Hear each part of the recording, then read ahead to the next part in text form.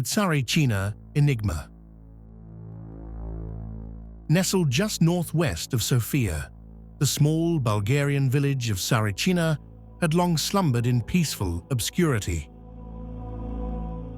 Its streets were unpaved, its fields tilled by hand, and its population small and aging.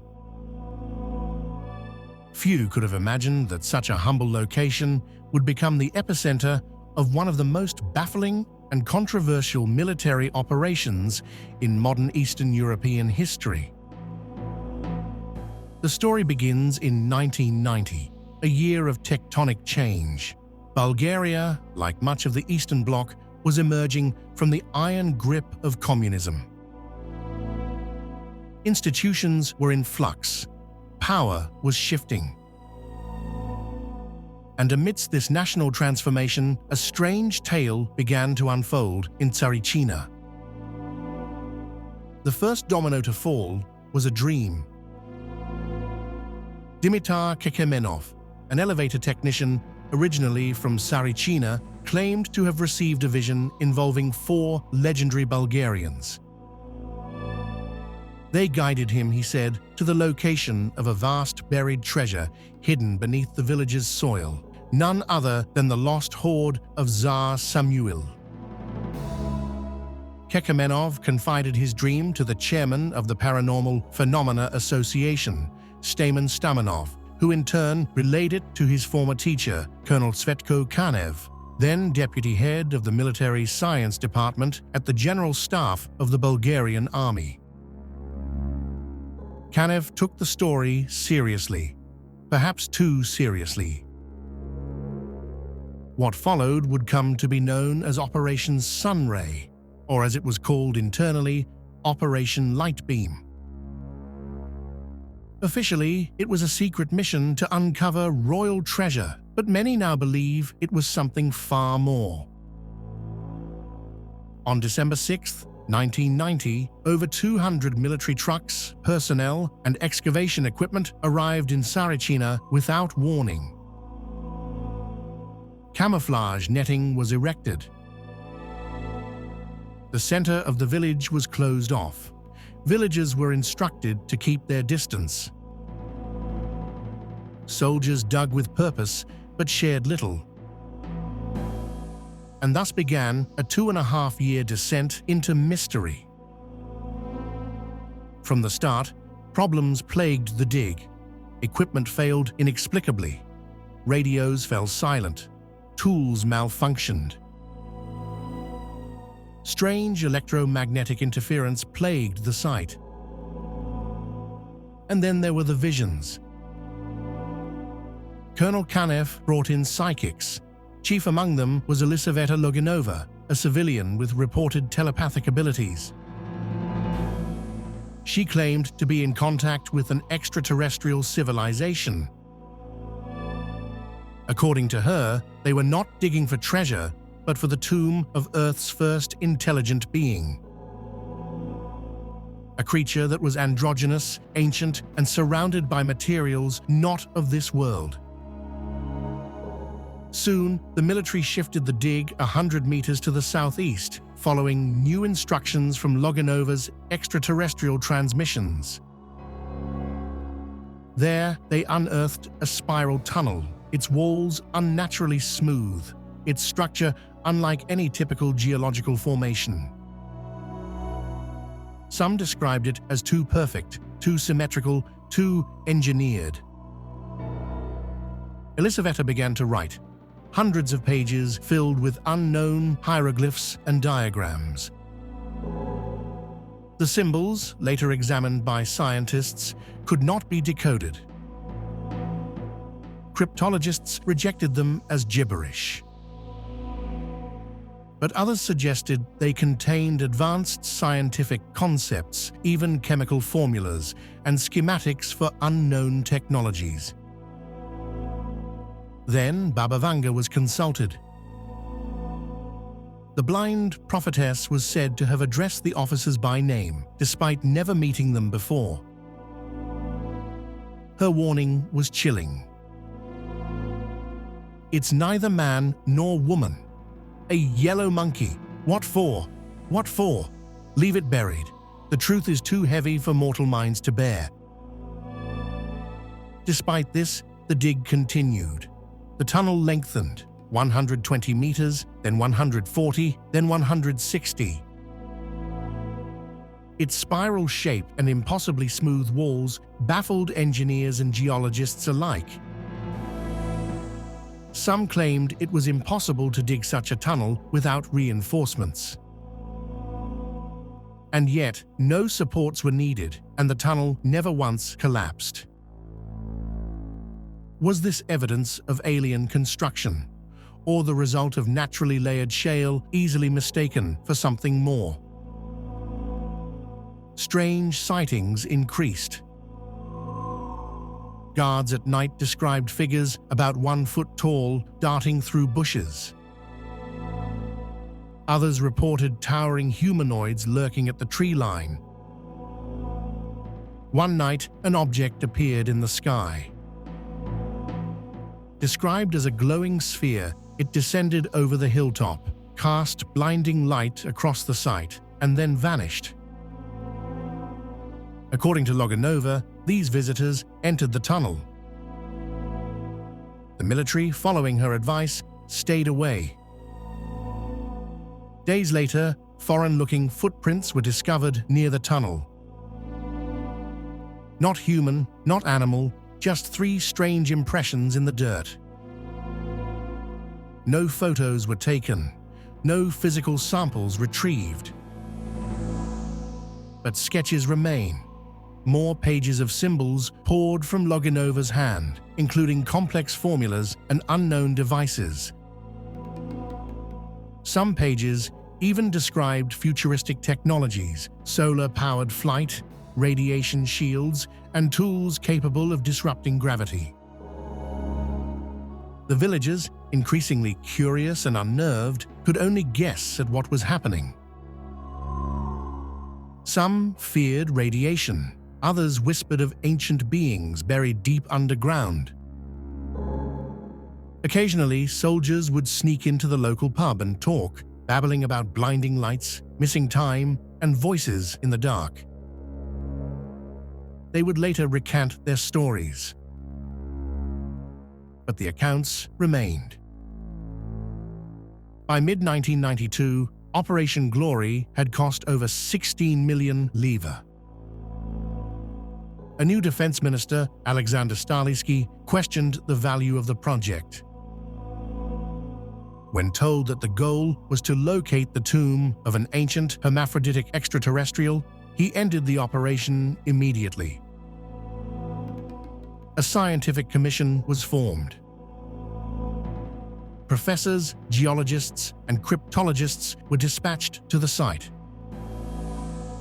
They examined the tunnel, the soil, and the documents. The verdict? No evidence of treasure, alien tombs, or unnatural construction. The tunnel, they claimed, followed layers of soft shale. The hieroglyphs, they said, had no logical structure. Cryptographic experts concluded that such a script, with over 700 unique characters, was unfeasible. And yet, there were contradictions. Loganova, they noted, was sane. Psychologists confirmed she showed no signs of delusion or schizophrenia. Her drawings, while erratic, demonstrated consistent internal logic and surprising complexity. If she was faking, it was an elaborate deception. If not, what had she tapped into? The tunnel was sealed. First with stone, then with concrete. Fences were dismantled. The villagers returned to their routines. And just like that, the mystery disappeared. All official documents vanished. Excavation records, military orders, maps and photographs were declared non-existent.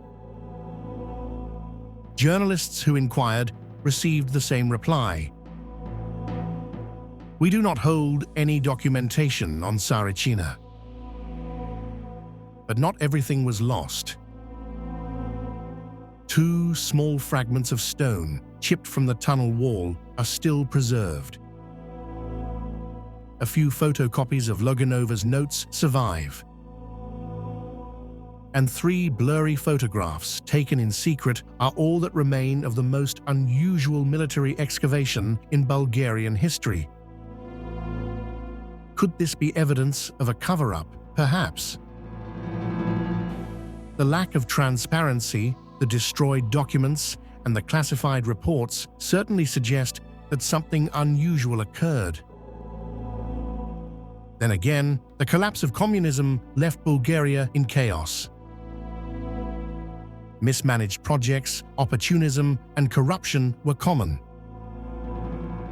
Perhaps this was simply an extravagant delusion allowed to spiral out of control. Yet, to this day, Tsarichina remains sealed. A concrete slab with the word Dupkata spray-painted on top marks the spot. Visitors still come.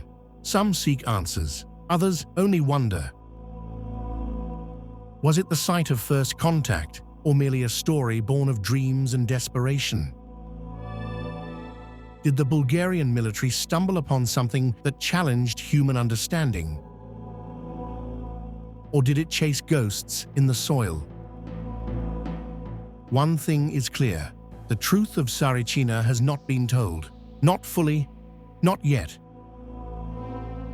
Perhaps it lies buried still, beneath layers of dirt, concrete, and silence, waiting. Doubts and discrepancies surround the entire Tsarichina affair like a thick, impenetrable fog. There are moments in this story, strange events, whispered testimonies, unsettling absences, that seem to confirm the paranormal nature of what occurred beneath the soil of that quiet Bulgarian village. And yet, in equal measure, there are clues that hint at something far less extraordinary. A fraud, perhaps, or a grand delusion spun during the chaotic birth of capitalism in post-communist Bulgaria. One of the most perplexing facts is this: nearly every shred of documentation relating to the Tsarichina excavation has vanished. Official reports, scientific analyses, logs, maps, even military photographs, gone. This eerie absence could suggest that something truly inexplicable was uncovered. Something the authorities decided must be hidden, permanently. But then again, might it all have been a cover-up? A way to obscure what could have been one of the greatest financial deceptions in the Bulgarian military's history? Dear viewer, how do you interpret such contradictions? Consider this. Elisaveta Loginova, the central psychic figure of the operation, was medically declared sane. No signs of delusion, no psychiatric anomalies. And yet she spoke with unwavering conviction of a tunnel, artificial, spiraled, impossibly smooth. A tunnel guarded, she said, by energy barriers, lined with hieroglyph-like symbols, and leading to the tomb of Earth's first sentient being. A remarkable claim, perhaps too remarkable. And then, the voice of science. Geologists, skeptical and methodical, examined the site and found only soft plastic shale, easy to dig, entirely natural.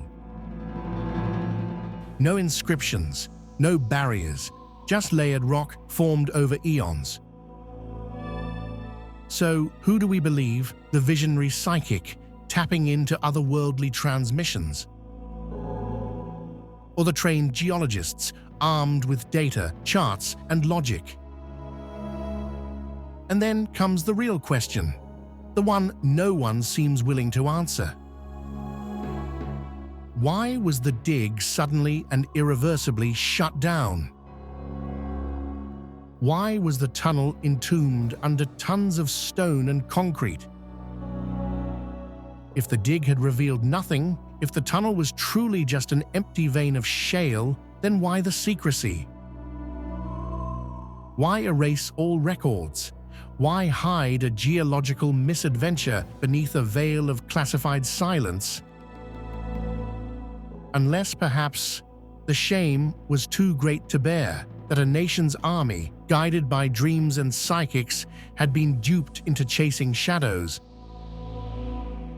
But what if the opposite is true? What if something was found? Something so ancient or so advanced that it rewrote everything we think we know about human origins. Something not dead, but dormant. Could it be that the military did retrieve something from the depths? Could they have transported it quietly to a hidden laboratory? Or, more chillingly, might they have fled in fear? What if what they found wasn't meant to be disturbed? A presence so powerful, so alien, so incomprehensible, that their only rational response was to bury it, seal it in darkness, and hope it never wakes again. The Tsarichina hole remains closed, but the questions echo louder than ever. What really lies beneath that silent mound of concrete? And was it buried to protect us from what's below, or to protect it from us? Please write in the comments what you think about it, and don't forget to subscribe to this channel and/or click the like button. Until next time.